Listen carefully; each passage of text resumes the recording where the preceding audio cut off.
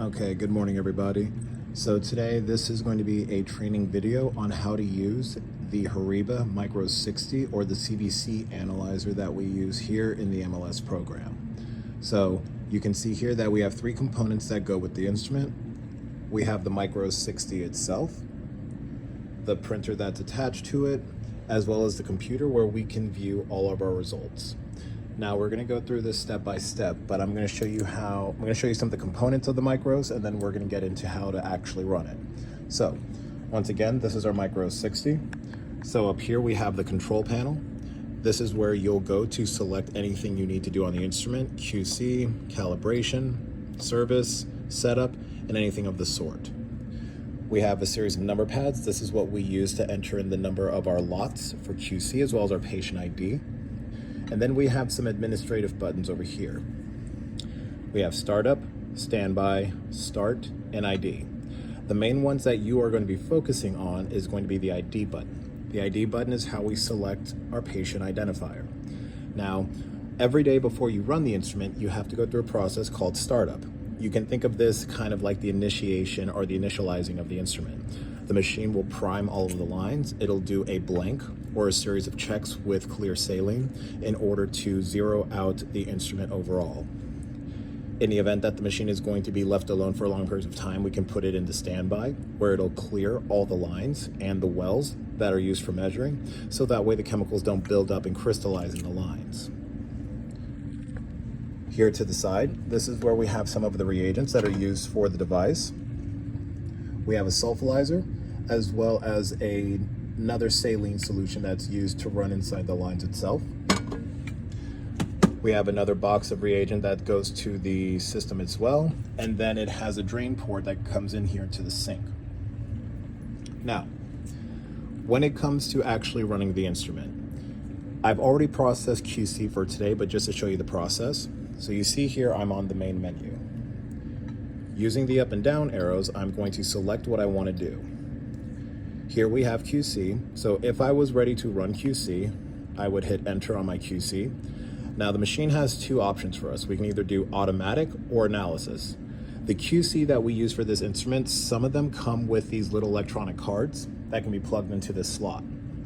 When we do that, it'll automatically upload all the information about the lot and as well as all the parameters, and we can select automatic and it knows exactly which lot number we're running. Or we can do it on a manual side where we hit analysis. Now we don't have the card in-house, so we always do analysis. So for this, I'm gonna hit enter. And again, this is just a manual method instead of using the straightforward digital card that comes with it sometimes. Now you see here, it says lot number and current. The Micros uses three levels of QC: a low, a normal, and a high. So the lot number that we use, we have 43511 for level 1, 43512 for the normal,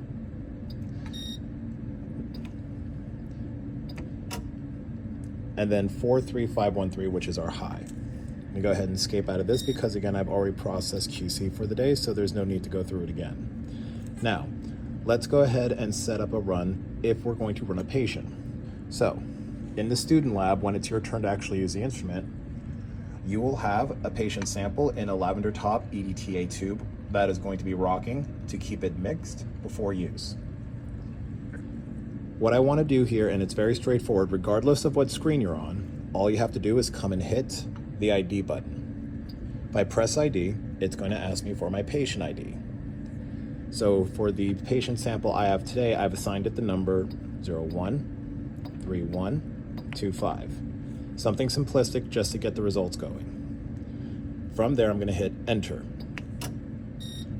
The machine is going to ask me to place and close the tube holder. Now, I haven't shown you this yet, but this is the tube holder where you're going to set your patient samples. So I, as a student, am going to grab my lavender top EDTA. I'm going to take the cap off. This is very important. You always want to remove the cap because when the needle aspirate comes down to draw up the sample, if the top cap is still on place, it is going to damage the needle in the process. So always remove the cap. Say it to yourselves. Remove the cap before use. I'm going to set the cap down to the side. My sample has been placed in the tube holder. Now you'll see here there's 4 separate holes that you can place the sample tube into.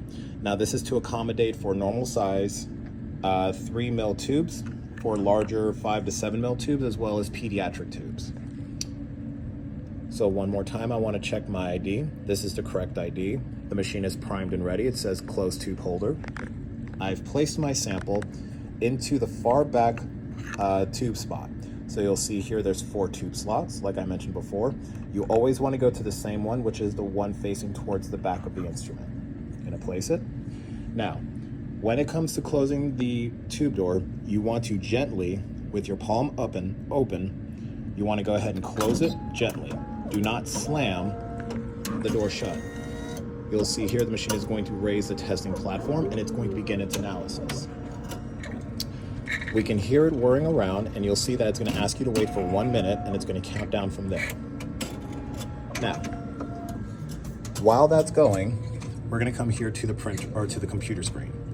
So here on the computer screen, I took the liberty of already running that sample once, but to show you little by little, so I have 3 options up here: patient results, quality control, setup. For you as a student, when you're ready to actually process a sample, there's an icon over here that shows 2 people on it with the magnifying glass.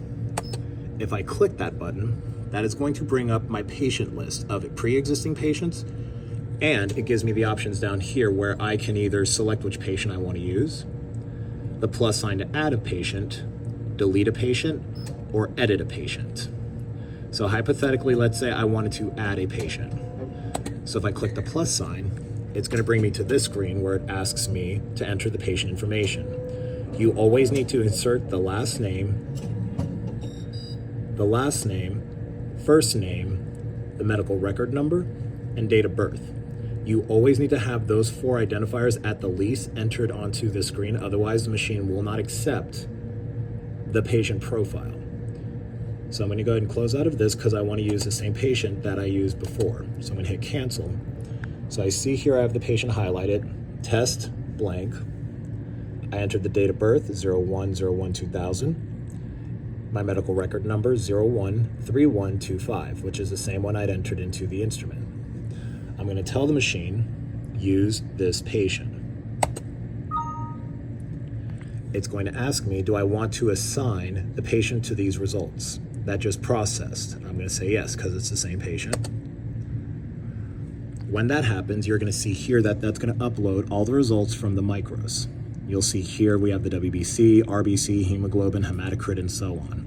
The machine will also highlight red or blue depending on if the result is abnormally high, above the reference range, or abnormally low, below the reference range. You'll also see that after every run, the machine will also put the results here on the screen. My WBC, RBC, hemoglobin, hematocrit, and so on. And I can use the down arrow to also view the other information pertinent to the patient. Now, realistically, you're not necessarily going to be reading the results off of this screen since it's going to transport over into this LIS system here. So I ran the results. I want to go ahead and accept the results. Now, there's a lot of abnormal parameters on this patient, a series of abnormally high and low results, but nothing on here is overly egregious or erroneous that makes me pause for concern. Something else you'll see here are these series of histograms. Now, I don't know if you've covered histograms yet, but a lot of CBC analysis software will generate these kinds of graphs, which show you the general distribution of the white blood cells, red blood cells, and the platelets as well. But for the time being, just to focus on the results that we have here, we're going to go ahead and accept the results. Now, when you hit accept, the machine is automatically going to print out your CBC. Now, this should look familiar, so y'all saw this the other day. Now, the version y'all had didn't have the histograms listed as well, just because that wasn't something covered as of yet. But you'll see here has my patient test blank. The medical record number matches 01/31/25. Date of birth 1/1/2000. And then it shows here my results with the abnormalities, flags, as well as the parameters and the units of measure. Very straightforward machine. So with that, I can go ahead and take my patient tube and I can go ahead and use or recap it and be done with it.